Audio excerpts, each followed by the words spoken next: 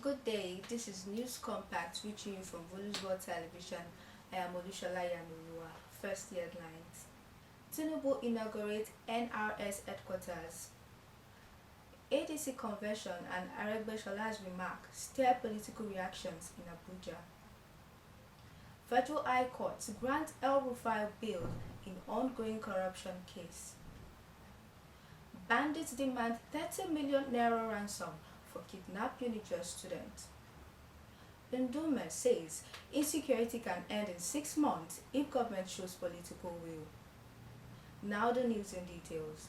The federal government on April 14, 2026 inaugurated the new Nigeria Revenue Service headquarters in Abuja in a high-profile ceremony attended by top government officials, lawmakers, tax administrators and general public. President Bola Tinubu officially commissioned the facility, describing it as a key step in strengthening revenue collection and improving national fiscal operations. Top officials present included Senate President Akpabio, Speaker Tajuddin Abbas, FCT Minister Ransom and NCA Nuhu Ribadu. President Bola Ahmed Tinubu, while commissioning the edifice, says Nigeria's economy is now on more stable path as his administration intensifies efforts to drive long-term reforms and national transformation. He acknowledged the challenges associated with ongoing reforms, but emphasized that they are necessary steps towards sustainable growth and stability. He reaffirmed his commitment to repositioning the country, noting that his government is focused on building a system anchored on discipline, fairness, and equal opportunity. I committed that we will confront structural weaknesses, restore fairness, and build an economy anchored on discipline, equity, and opportunity. Today I stand before you to reaffirm that these words were not rhetoric, they were a covenant with the Nigerian people. On the significance of the new Revenue Service headquarters, the President said the project represents a deliberate effort to rebuild trust in public institutions and strengthen the Nigerian fiscal framework, described effective and transparent tax administration as critical to national development, adding that ongoing tax reforms are designed to simplify processes, eliminate inefficiencies, and create an investment-friendly environment. To the glory of God Almighty, and to the benefit of Nigeria at home and abroad, I hereby declare this building open. Thank you. Earlier in his remarks, Chairman of the National Revenue Service, SAC Adedeji, described the new headquarters as a milestone achievement, marking the end of over 2 decades of infrastructural and institutional setback.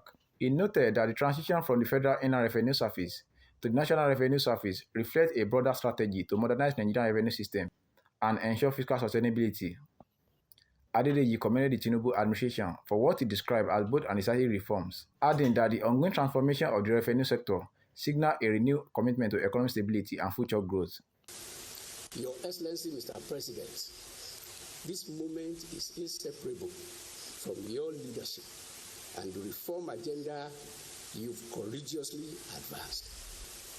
Through your decisive actions, Your Excellency will restore macroeconomic credibility, unifying foreign exchange markets, clearing long-standing backlog and re-establishing confidence in Nigeria's ability to operate a transparent and market-driven system. Other speakers at the event, such as Senate President Akpabio, Speaker of the House of Representatives Tajuddin Abbas, Minister of State for Finance Taiwo Oyedele, and others eulogized the initiatives, described it as a way forward for improving tax administration and collection aiming to strengthen the economy, infrastructure, and good living conditions for the general public. Sheriff Oyewole, Olusola Television News. The African Democratic Congress, ADC, has held its national convention in Abuja on Tuesday amid ongoing internal divisions within the party. The gathering, which brought together party leaders and delegates from across the country, comes at a critical time as the party seeks to reposition itself ahead of future elections. The convention witnessed the presence of key stakeholders, including former Vice President Alhaji Atiku Abubakar, Peter Obi, Rauf Aregbesola, Rotimi Amechi, and Aminu Tabuwa, along with National Executive, State Chairman, and party delegates. Party officials in their speeches emphasized the need for reconciliation and collective effort to strengthen the party. They also raised concerns about Nigeria's economy, insecurity, and hardship, and decried the Tinubu administration policies, which they said have set the nation back. In ADC, we shall return politics to its true purpose, which is to improve the lives of the people. This is the central ideology of our party, to make life better for the people. ADC will not allow the market to determine the quality of lives of our people. We will protect them. The resources of Nigeria will be deployed in the service of majority of Nigerians. We will invest in our people and make them more productive and more competitive. We will protect the people and provide the environment for them to thrive. In the government of ADC, you cannot get away compromising with criminals and terrorists to make life impossible in this country. No, that is not what we intend to do. Absolutely not. Therefore, it is a struggle for all Nigerians. The convention also featured discussions on policy direction, the party constitution, and strategies to improve grassroots mobilization ahead of the 2027 general elections. Meanwhile, the convention itself remained controversial. A rival faction has rejected its legitimacy amid an ongoing leadership dispute within the party. The situation is further complicated by legal battles already before the court, with a key hearing expected on April 22, 2026. In the same vein, former Minister of Interior and ADC National Secretary Aregbesola has called for the resignation of President Bola Ahmed Tinubu, describing the renewed hope agenda as a scam. He argued that conditions in the country have deteriorated since 2023, pointing to rising inflation, high fuel prices, and deepening poverty as evidence of governance failure. Distinguished delegates and our rival leaders, 4 years ago, this government promised Nigerians renewed hope. Now, 3 years into its 4-year term or tenure, it is still promising renewed hope. When exactly will this hope come into fruition? The answer is simple. It is a scam. The answer is what? A scam. Accusing the administration of worsening economic hardship, insecurity, and failing to deliver on key promises to Nigerians. In a swift reaction, the Special Advisor on Information and Strategy, Iyanuoluwa, dismissed the comment as unfounded and politically motivated. He said Aregbesola lacked moral authorities to criticize the administration, pointing to his past records as both governor of Osun State and former Minister of Interior. Iyanuoluwa alleged that Aregbesola's tenure in public office was marked by poor outcomes, including challenges in salary payments during his time as governor and security lapses during his ministerial years. He further defended the Tinubu administration, insisting that ongoing reforms were beginning to show results in areas such as the economy, inflation control, and foreign reserves, and maintained that the renewed hope agenda remains on course despite criticism from opposition figures. Former Kaduna State Governor El-Rufai has been granted bail by the Federal High Court in Kaduna in an ongoing corruption case filed by the Independent Corrupt Practices and Other Related Offences Commission. On April 14, 2026, the court, presided over by Justice Rilwan Akaiwan, ruled in favor of bail while the trial continues.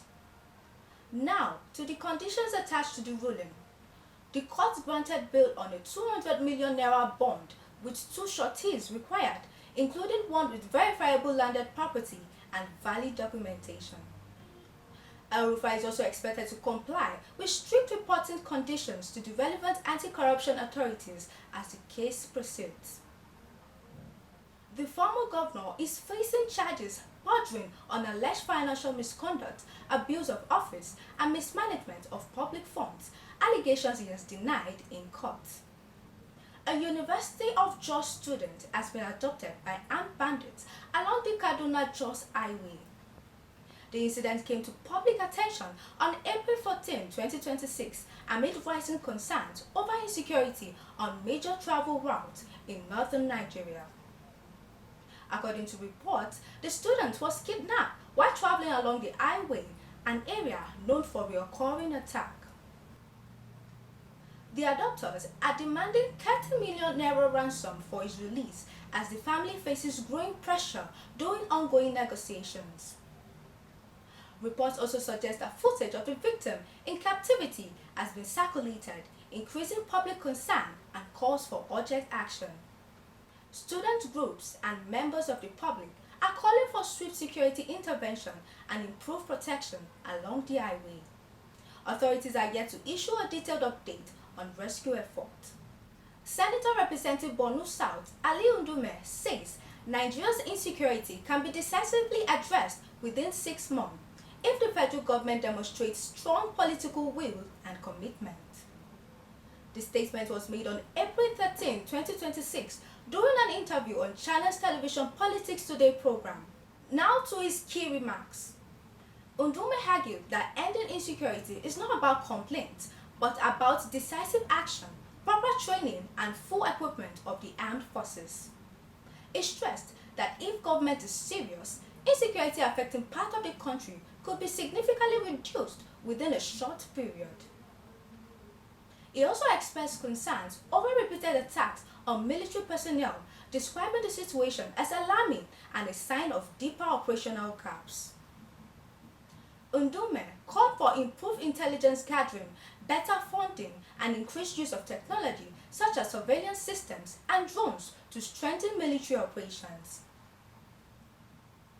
He further urged authorities to ensure full implementation of existing security strategies without delay or inconsistency. That will be all on News Compact for today. For more updates, do visit our website at www.wuluswatelevision.com. Do visit our social media handle, WulusWat TV, and do follow us on all our social media page, X, TikTok, Instagram, Facebook, all at Wuluswat Television. Once again, I am Olusola Iyanuoluwa. Thanks for watching.